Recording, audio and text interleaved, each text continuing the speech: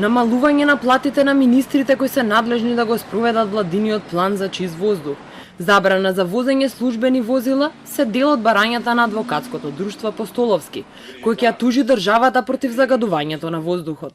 Ако правдата не ја добијат пред домашните судови, подготвени се да затропаат на вратата на судот во Страсбург. Бараме спроведување на предложените мерки кои владата сама ги донесе. И за таа цел утре во текот на денот ќе биде поднесена таа тужба.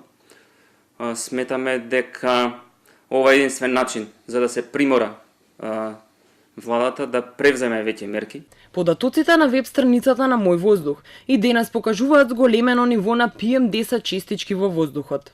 Енормното загадување на воздухот го стави Скопје повторно на листата на најзагадени градови во светот. Ова натера 11 здруженија и иницијативи да алармираат преку отворено писмо до претседателот и премиерот.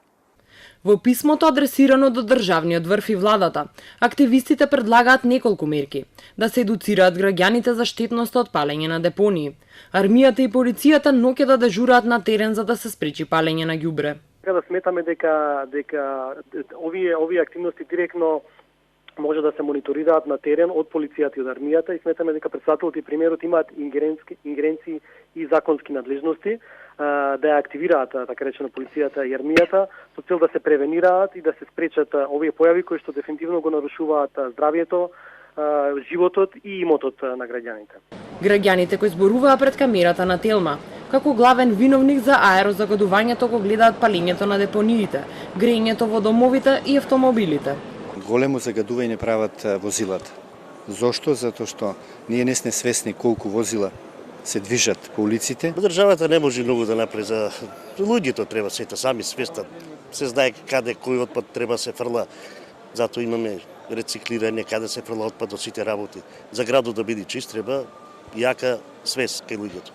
Според извештајот на Европската агенција за животна средина, како последица од дишење на загаден воздух во Европа годишно умираат 400.000 луѓе, а во Македонија 3.000.